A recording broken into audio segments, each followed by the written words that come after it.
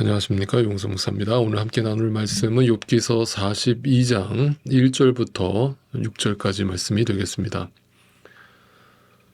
욥이 주님께 대답하였다. 주님께서는 못하시는 일이 없으시다는 것을 이제 저는 알았습니다. 주님의 계획은 어김없이 이루어진다는 것도 저는 깨달았습니다. 잘 알지도 못하면서 감히 주님의 뜻을 흐려놓으려 한 자가 바로 저입니다. 깨닫지도 못하면서 함부로 말을 하였습니다. 제가 알기에는 너무나 신기한 일들이었습니다. 주님께서 말씀하셨습니다. 들어라, 내가 말하겠다. 내가 물을 터이니 내게 대답하여라 하셨습니다. 주님이 어떤 분이시라는 것을 지금까지는 제가 귀로만 들었습니다. 그러나 이제는 제가 제 눈으로 주님을 뵙습니다. 그러므로 저는 제 주장을 거두어드리고 티끌과 잿더미 위에 앉아서 회개합니다. 욥은 극심한 고난을 겪게 되면서 하나님이 자신을 버렸다라고 생각을 했습니다.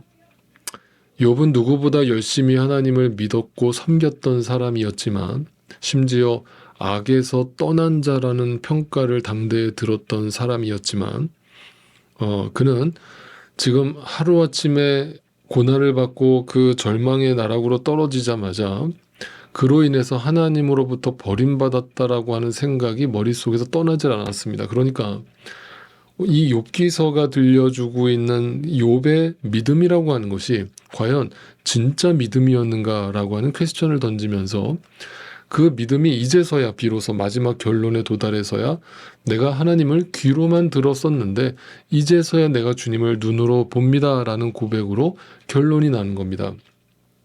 그러면 이 말씀을 오늘 좀 깊이 생각해 본다면 먼저 귀로만 들었다라고 고백한 그 욥의 고백의 의미는 무엇인가라고 하는 것입니다.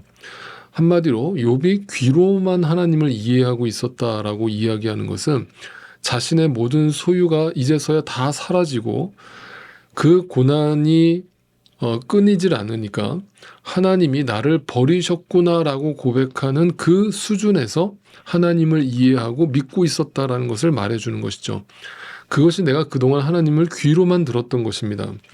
그냥 하나님은 착한 일을 하면 복을 주시고 나쁜 일을 하면 벌을 주시는 그런 권선징악 정도에서 하나님을 신의 어떤 신적인 존재로만 이해를 하고 믿고 있었던 겁니다. 그러나 비로소 그 고난을 통해서 하나님이 자신의 모든 소유를 다 걷어가시고 나자 소유가 답이 아니었다라는 것을 알게 하심과 동시에 그 소유가 벗겨졌다는 것은 원래 내가 이 땅에 태어날 때 모습으로 돌아갔다는 뜻이고 내가 죽을 때 다 모든 것을 놓고 가는 모습으로 돌아갔다는 뜻이 되는 겁니다. 한마디로 욥은 드디어 하나님 앞에서 완전히 죽은 겁니다. 신앙생활의 시작은 내가 완전히 죽는 것으로 시작한다고 제가 거듭 말씀드렸죠. 내가 완전히 죽지 않고 죽은 척을 하면 절대 그 신앙생활은 거듭나지 않을 뿐더러 성숙해지지 않습니다. 발전하지 않습니다. 그래서 계속해서 예수님이 이 땅에 오셔서 우리에게 어떤 독설 같은 설교를 하셨던 이유는 뭐냐면 그 껍데기를 벗기기 위한 설교셨던 것이죠. 그게 바로 그 껍데기가 바로 자기 우상이라는 것이고 그것이 죄의 모습이라는 거예요. 자기 의로 삼고 있더라는 거예요. 결국은 자기 바벨탑으로 포장해서 회칠한 무덤처럼 신앙생활을 하더라는 거예요. 입으로만 주여 주여 하면서 하나님을 믿는 척 하더라는 거예요. 그런데 자신의 실생활에서는 전혀 그 하나님을 믿는 사람처럼 살지 않더라는 거예요. 전혀 열매가 나타나지 않을 뿐더러 그 하나님을 온전히 바라지도 않더라는 거예요. 여러분, 자기가 죽는다는 걸 한번 생각해 보세요. 내가 예수와 함께 죽었다라고 성경이 말하는 것은 단지 내 영적인 죄만 죽은 것이 아니라 이제부터 내 남은 인생, 내 육적인 삶도 내 가치관이 달라졌다라는 것을 의미하죠. 그런데 그게 내 뜻대로 되어지지 않으니까 내 안에 계신 성령 하나님께서 어떤 역사를 일으키시냐면 나에게 날마다 하나님의 말씀에 충만함을 허락하심으로 그 말씀으로 사람이 떡으로만 사는 것이 아니라는 것을 날마다 깨달아가게 하시는 거죠. 그게 나를 죽이는 거예요. 내가 죽으면 사람이 소유로만 사는 것이 아니라는 것을 절실하게 보기 시작하고 깨달아가기 시작하고 그것이 믿어지기 시작합니다. 그러면서 하나님이 전부가 되어버리죠. 예수 그리스도만이 나의 삶의 전부가 되어버립니다. 그러니까 하나님을 보게 되었다는 것은 우리가 아무것도 없던 때로 돌아갔다는 것을 말하고 그분만이 나의 전부이며 그분만이 나의 모든 삶을, 내 영혼을 채우셨다라는 것을 말하는 겁니다. 그런데 우리 인간이라고 하는 이 죄된 인간의 속성, 이 몸의 육체의 속성은 눈에 보이는 안목과 정욕을 쫓아서 살아갈 수밖에 없는 죄성이 우리 안에 남아 있는 거예요. 그러니까 우리는 이것도 놓치기 싫고 저것도 놓치기 싫은 양다리 신앙생활을 하는 거예요. 그렇다면 여기서 욥기의 근본적인 질문을 다시 한번 던져봐야 됩니다. 욥기 초창기에 등장했던 욥이 엄청난 부자로 등장했다는 것을 여러분 우리는 잘 알고 있습니다. 물론 오해하지 마십시오. 돈이 많다고 해서 절대 잘못된 것은 아니고 죄인도 아닙니다. 그런데 이렇게 성경은 질문하고 있는 겁니다. 욥기는 질문하고 있는 겁니다. 정말 자신이 하나님께 눈을 뜨고 하나님을 온전히 알고 하나님이 내 삶의 전부이심을 고백하는 그 욥이 초창기에 첫 등장했던 그 초창기 욥이 정말 그 하나님을 알고 있었다면 과연 그렇게 과할 정도로 소유를 가지고 있을 이유가 있을까라고 하는 질문을 던지는 겁니다. 여러분, 복을 받았다는 것과 그 복을 내가 사용하지 않는다는 것은 다른 차원이기 때문이죠.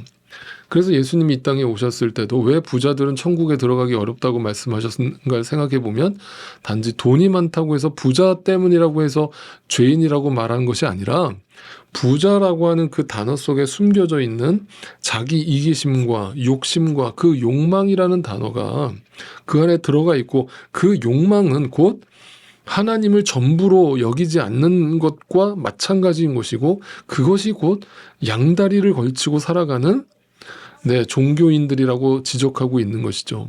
그래서 정말 예수님을 만난 사람이 이 땅에서 과연 내가 복을 받아서 부자가 될 수는 있을지라도 계속해서 부자로 존재할 수 있느냐라고 하는 근본적인 질문을 던지고 있는 것이죠. 하나님 한 분만으로 만족으로 삼는 자가 과연 이 땅에 양다리를 걸치고 살 수 있느냐? 부자가 될 수는 있을지라도 예수님을 만난 사람이 여전히 계속해서 부자로 살 수 있느냐라고 하는 질문을 던지는 거죠. 하나님께 눈을 떴다는 이 말을 단순히 영적인 것에 눈을 떴다라는 말로만 해석하지 마십시오.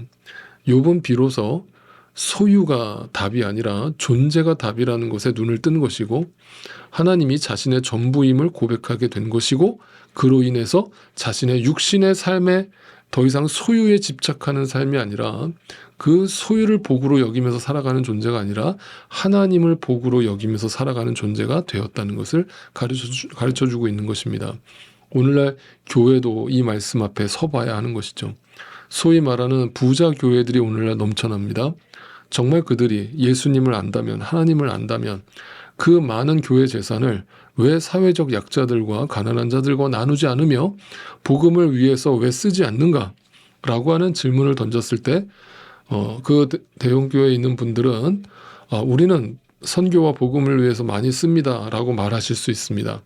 물론 교회 재정안에는 그렇게 기록이 되어 있습니다. 그러나 과연 퍼센테이지로 놓고 따졌을 때 교회 전체 예산에서 과연 몇 퍼센트를 교회들이 선교와 구제에 사용하고 있는가?